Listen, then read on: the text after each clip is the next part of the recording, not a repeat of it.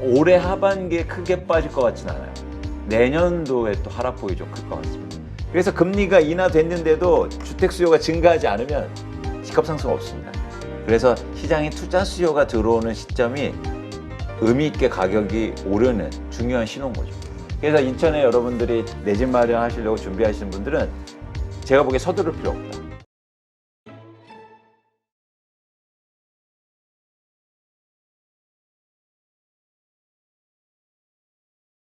네, 오늘 모신 분은 전 미래에셋증권 연구위원이셨죠. 이광수 위원님 모셨습니다. 안녕하세요. 안녕하세요. 네. 이제 제가 자꾸 이 바뀌신 직업에 대해서 자꾸 이제 제가 좀 말이 꼬이네요. 이제 복덕방 아저씨가 아니라 네. 뭐죠? 복덕방 형. 네. 형. 형. 복덕방 형으로 갑시다. 오빠? 네, 욕심이 과하시네요. 자, 지금 메일로 참 많은 분들이 고민을 좀 상담하고 계시다고 하는데 일단 투자 실패에 대한 게 아마 가장 클 것 같기도 하고요. 어떤 것들이 좀 있습니까? 일단 저한테 메일 보내주시는 분들 중에 가장 큰 비중을 차지하는 게 무주택자분들이 많으시거든요. 근데 그 사연이 되게 많으세요. 그 중에서 제가 인상 깊은 사연이 있었는데 어떤 분이 그 강남에 아파트를 그러니까 거주하시다가 그걸 파시고 이제 경기도로 이사를 하셨나 봐요, 과거에. 그러니까 사실은 이제 무주택자가 그렇게 해서 되셨는데 다시 강남을 입성도 안 되고, 그리고 예를 들어서 집값이 난 얼마에 팔았는데 그 가격에 내가 다시 살 수 있냐, 지금 가격에. 그런 얘기를 한 게 좀 인상 깊었어요. 그러니까 이 말씀을 왜 드리냐면 여러분들의 고민을 제가 다 보니까 공통점이 하나 있어요. 뭐냐면 과거에 대한 후회. 내가 그때 그 가격에도 안 사는데 이 가격에 내가 왜 사냐? 아니면 내가 그 가격에 팔았는데 이런 얘기들이 되게 많으세요. 네. 그런데 사실 내 집 마련하거나 투자할 때는 제가 볼 때 후회가 아무 의미가 없다. 그리고 그렇죠. 새로 출발하는 거거든요. 가격도 그렇고 그런 차원에서는 꼭 그 말씀 한번 드리고 싶더라고요. 네. 지금 어때요? 일단 투자를 실패하시는 분들 보면은 일단 결국 타이밍의 문제잖아요. 집을 사지 말아야 될 때 샀을 때, 혹은 팔지 말아야 할 때 팔았을 때 가장 큰 손실을 볼 것 같은데, 일단 우리가 이렇게 좀 틀려는 어떤 액션을 하는 그 기본 행위는 이유는 뭘까요? 제가 볼 때 가장 큰 건 본인만 보는 거예요. 시장도 보고 이렇게 흐름도 변화도 읽어야 되는데 내 상황만 보고 내 의견만 앞세우다 보니까 사실 잘못된 결정을 하는 거죠. 그런 차원에서 시장이나 특히 부동산에서 제대로 된 시점, 일종의 타이밍, 뭐 언제 사느냐 이걸 보려면 시장에 대한 고민이 좀 필요해 보입니다. 네. 그래서 이제 그런 얘기를 저희가 계속 하는 거고, 그래서 시장과 나의 그런 어떤 내 시점이 있잖아요. 내가 살 만한 시점과 시장의 타이밍이 제대로 맞으면 사실 내 집 마련하기 되게 쉽거든요. 그런 차원에서는 좀 시장에 대한 이해도 좀 하셨으면 좋겠다라는 말씀을 드립니다. 그런 차원에서 지금이 과연 어떤 때냐 아마 많은 그렇죠. 분들이 고민일 것 같아요. 맞습니다. 지금 뭐 나오는 데이터들 보면은 긍정적인 데이터도 있고 부정적인 데이터도 있고 섞여 있기 때문에 네. 어떻게 일단 해석을 해야 될지 좀 설명해 주시죠. 현 시점. 일단 전반적인 모습은 지난해 6월부터 한국의 집값이 빠졌어요. 그래서 상대적으로 하락폭이 좀 컸어요. 전국적으로 30% 이상 집값이 최고점 대비 빠진 비율이 25%가 넘습니다. 그러니까 사실 굉장히 많이 빠진 거예요, 단기간에.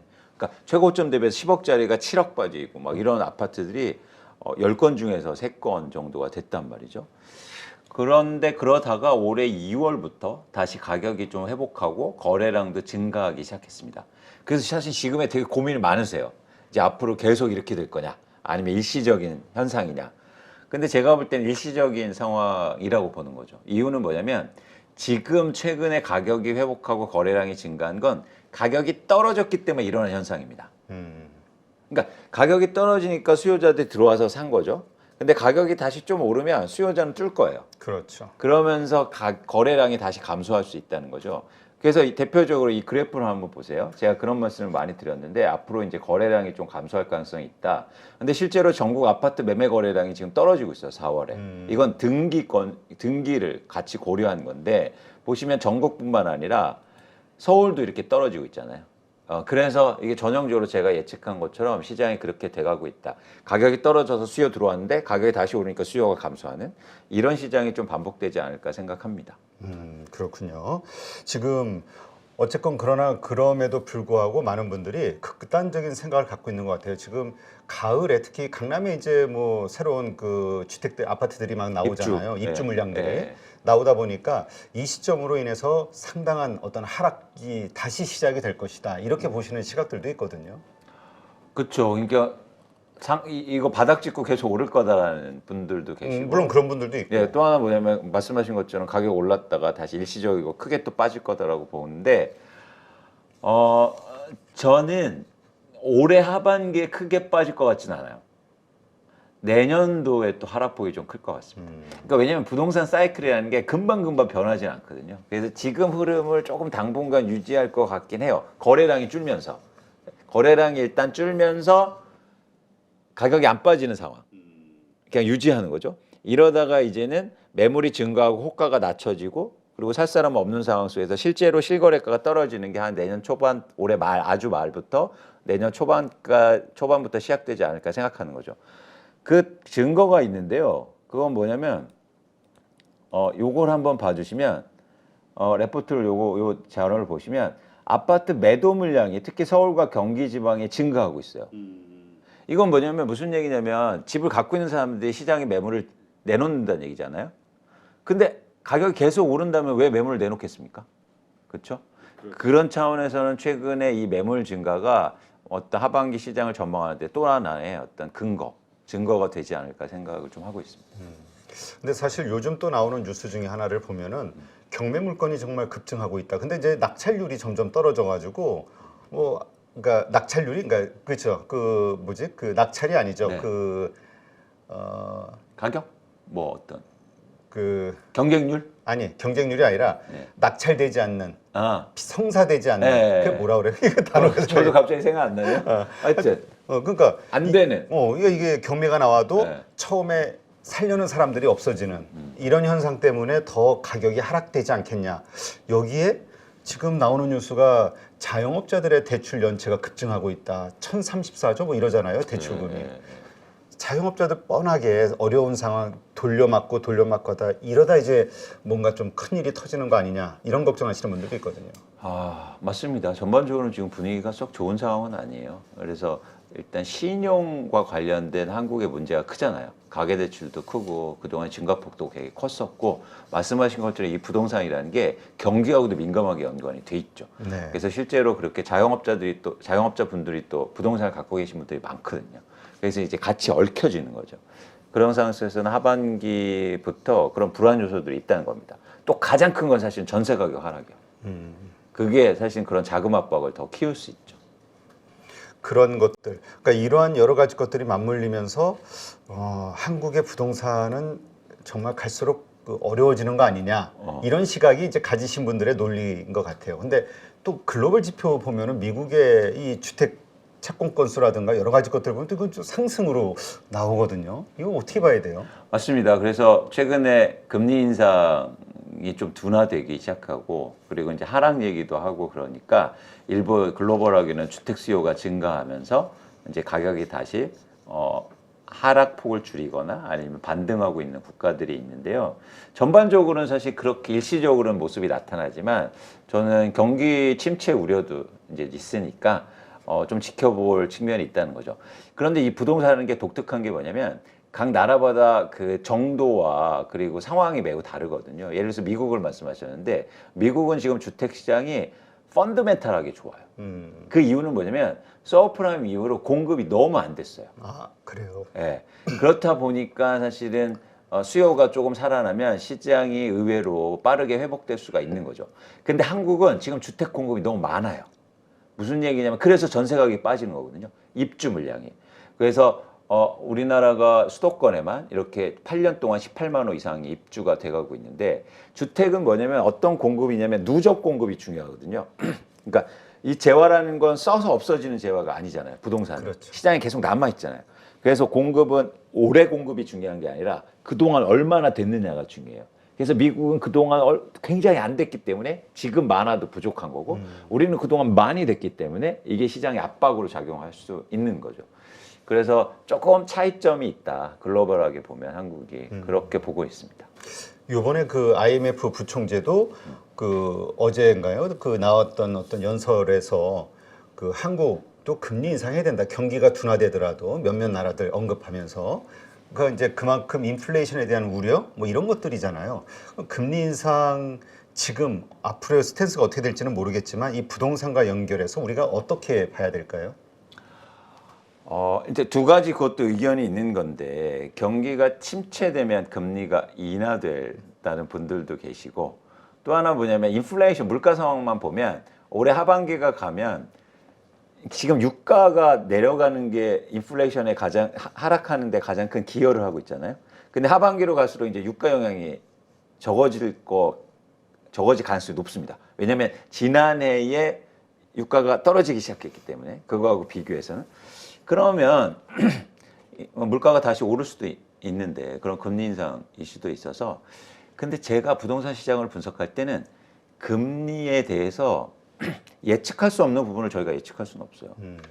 그걸 일어나지 않은 부분에 대해서. 그렇죠. 그리고 저희가 금리 인상과 인하를 예측을 할 수 없는 불확실성이 지금 크잖아요.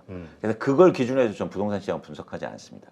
또 하나 뭐냐면 최근만 보면 금리 인하가 예를 들어서 부동산 가격을 올리고 금리 인상이 부동산 가격을 내린 것처럼 느껴지지만 더 본질적으로 저희가 질문할 게 있어요. 금리 인하가 바로 집값을 올리는 게 아니에요.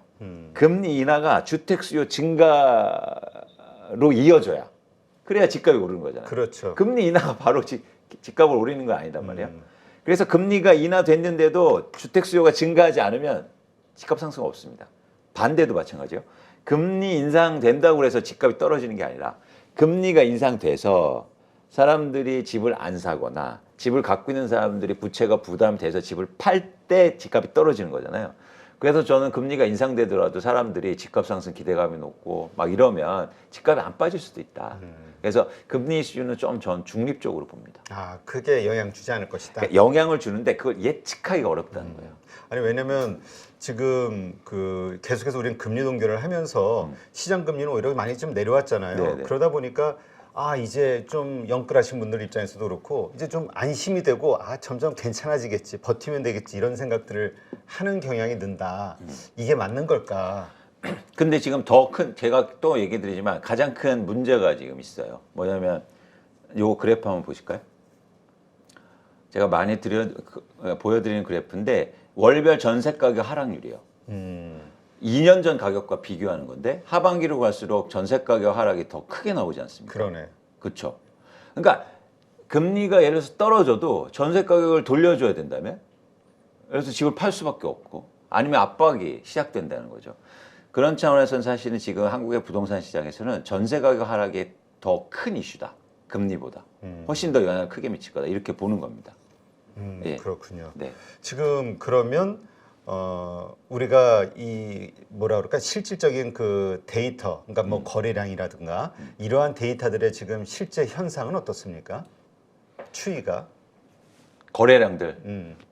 아까도 잠깐 보여드렸는데요. 다시 한번 보여드리면 거래량이 다시 감소하고 있어요.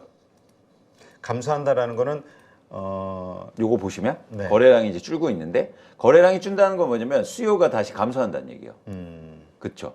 왜냐하면 재화가 거래가 안 된다는 건 살 사람이 그만큼 줄고 있다는 거죠. 그래서 가격이 오르니까 조금 오르니까 수요가 다시 주는 거죠.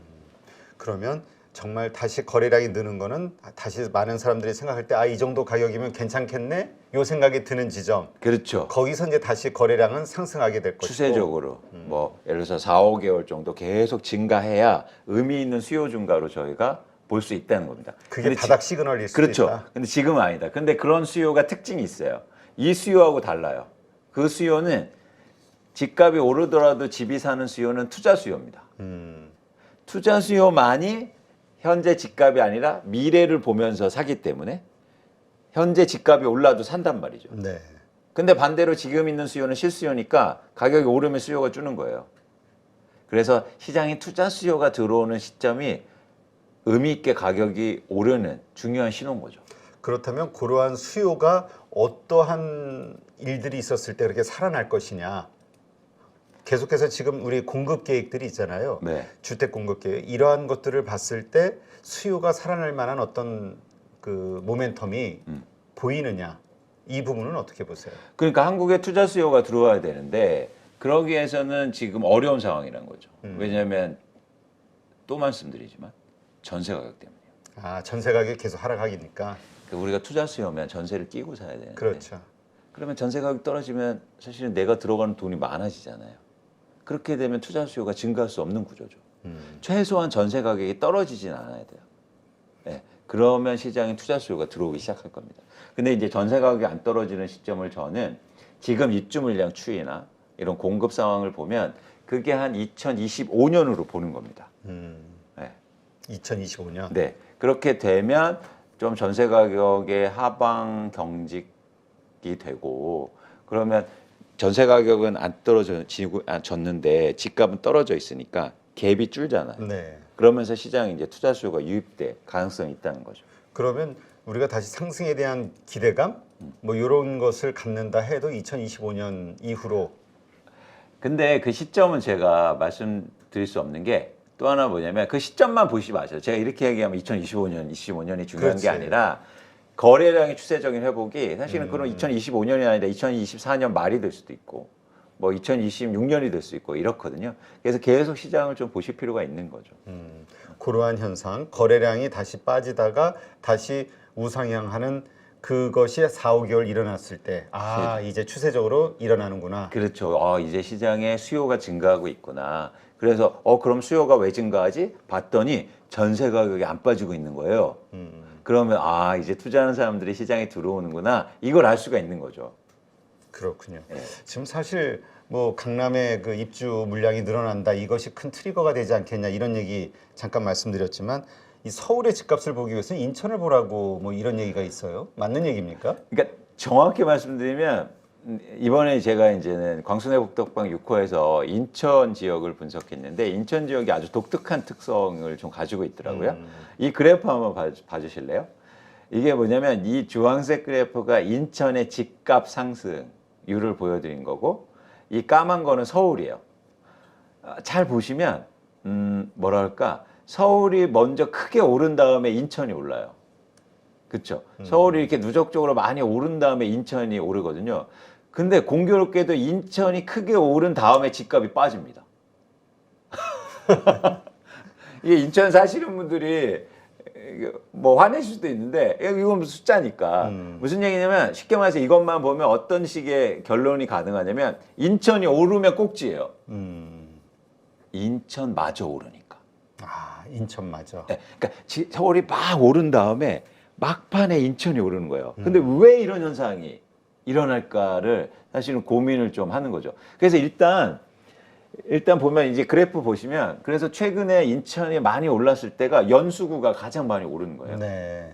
근데 연수구가 왜 올랐을까? 그 이유를 좀 찾아보면 이것 때문입니다. 연수구가 노후주택 비율이 가장 낮아요. 신주택이다. 그렇죠. 대부분. 그럼 한번 대표 한번 생각해 보세요. 서울이 오르니까 수요자들이 인천이 싸 보이는 거예요. 그래서 인천 가서 집을 삽니다. 네. 근데 어떤 집을 산다? 새 집. 새 집. 왜요? 거주하려고. 거주 목적이다. 그렇죠. 그렇잖아요. 보통 투자하는 사람들이 막 사다가 집값이 막 오르면 이제는 무주택자들이 더 위축받잖아요. 막판에. 그래서 이제라도 집을 사야겠다라고 사는 거죠. 그게 어디다? 인천인 거예요. 인천의 새 아파트. 그러면서 인천 집값이 폭등합니다. 그런데 공교롭게도 그게 집값의 꼭지 시그널이라는 거예요. 과거에도 그래요. 인천이 오르면. 그럼 반대로 인천이 빠지면? 바닥 시그널은 아니에요. 그건 아니에요. 저 꼭지 시그널만 꼭지 시그널 첨가하는 걸로. 네. 바닥 시그널은 제가 다시 찾아드릴게요. 네. 근데 어쨌든 인천이 그런 특수한 성격을 갖고 있더라고요. 그런데 이렇기 때문에 인천이 하락폭이 좀 클 수도 있어요.